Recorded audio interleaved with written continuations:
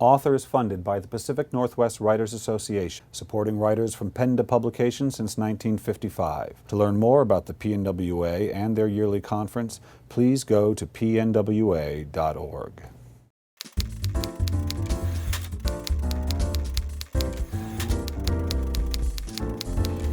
Hi, this is Bill Kenower of Author Magazine, and I'm here at Elliott Bay Book Company in Seattle, Washington with Manil Suri, author of The City of Devi. Manil, welcome to Author. Thank you. Great to be here. I'm going to start with just a little story about my sister, who's a very smart woman who was very good in what I think of as the logical disciplines.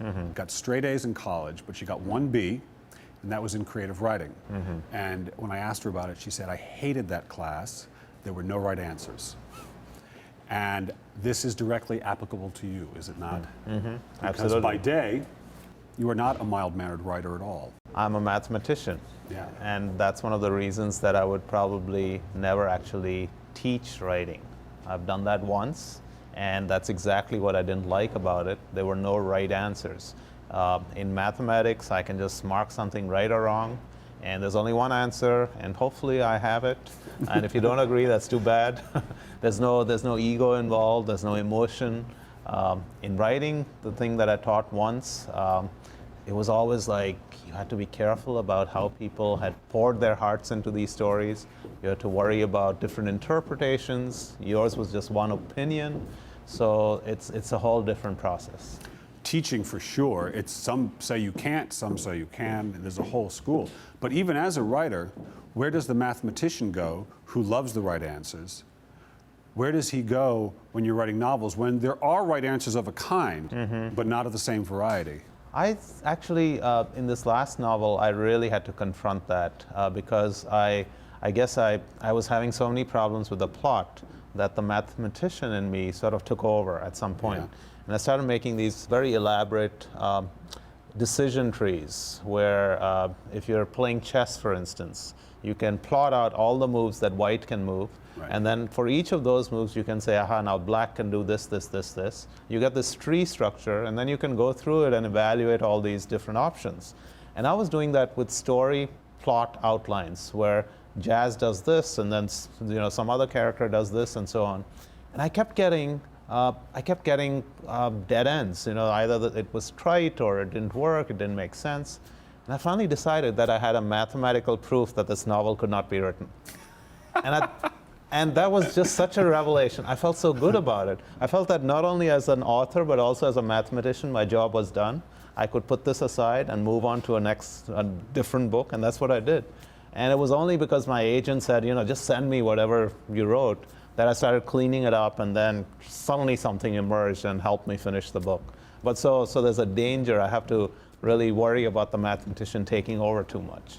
And I don't want to keep harping on the subject, but it's fascinating to me because many of the authors I have sat across from me, we have talked about this very subject of the issue of inspiration, intuition versus reason. And writers often have a logical self that they have to quiet down. I've never interviewed a mathematician writer. You're the first. Okay. So I was fascinated by it because that tree you were talking about, it could go on into infinity, virtually. Yeah, but okay, so I finished the book. That's why you're talking to me, right? Otherwise you wouldn't be. And so was my mathematical proof wrong or right? And I really found out that in a way it was correct, because what it was telling me was that given all the strictures I had put on myself, that this is a literary novel, I have to be very believable and so on, this thing could not be done very easily. And once I actually went beyond that, I actually had to completely have a breakthrough and just burst free and just put anything I wanted into the book. Right. And that's what actually allowed me to complete it. So I guess there is some role of mathematics in writing. Einstein said, reason is intuition's servant. That's paraphrasing what he said. And I think of that because I remember seeing a mathematician, and I don't remember who he was, but he'd solved one of these equations that had been sitting there unsolved for however many years. Right. And but the way he described solving it reminded me so much of solving the story problem, where all of a sudden it all appeared to him, and it was so clear, and it was so obvious almost. Yes, absolutely. Have you had that experience with both? With all three books? And with both disciplines even? Oh, both disciplines, yeah. Yes, for mathematics too. It almost always happens like that, where you suddenly get this inspiration and you say, "Oh, it's so simple." In this last book, that's what happened, where I had 3 characters, and I've been writing this sort of loose trilogy involving 3 deities in Hinduism: Vishnu, Shiva, and Devi, the mother goddess. And these characters were 2 men and a woman. And I just did not see that metaphor. You know, I have the same kind of deities as I have the characters, right. and I didn't see them in that form. And then suddenly, when my agent told me to brush this up, this thing just sprang up. And I said, "My God, I'm a mathematician. I should deal in numbers. I should be able to see that."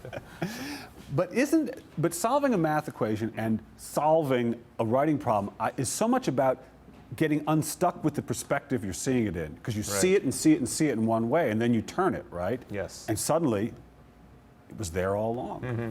Yeah, and that comes to this this question that many people ask about mathematics: are proofs invented or are they discovered? You know, so is the mathematics... Did they exist before you? Yeah, exactly. Did the mathematics just exist there and you discover it? Or is it something that comes out of your brain? And I suspect, you know, you could ask the same question about stories. Yes. Is there some vast field of stories where anything you might ever imagine is already written and it's just waiting for you to discover it? Or are you actually inventing it?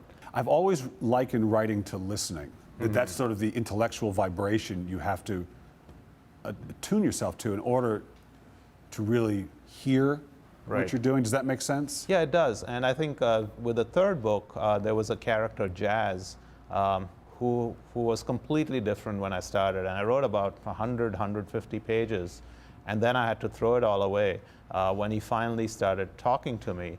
And his voice was very distinctive. And how was throwing that 150 pages away? Were you okay with it? Painful, honestly, but you know, I have a theory about that. I figure that it's like making an offering to the goddess of writing. So every once in a while, she wants a few heads to roll, and so you should just be prepared to do this bloodletting. All right, Manil, I've got one more question for you. I'd like you to finish this sentence for me. If writing has taught me anything, it has taught me what? I think what writing has really taught me is just being able to look into characters. I think writers, you know, I suspect we look at people a little differently. We're always sort of putting ourselves into other people's brains and sort of plotting things as to how they will behave.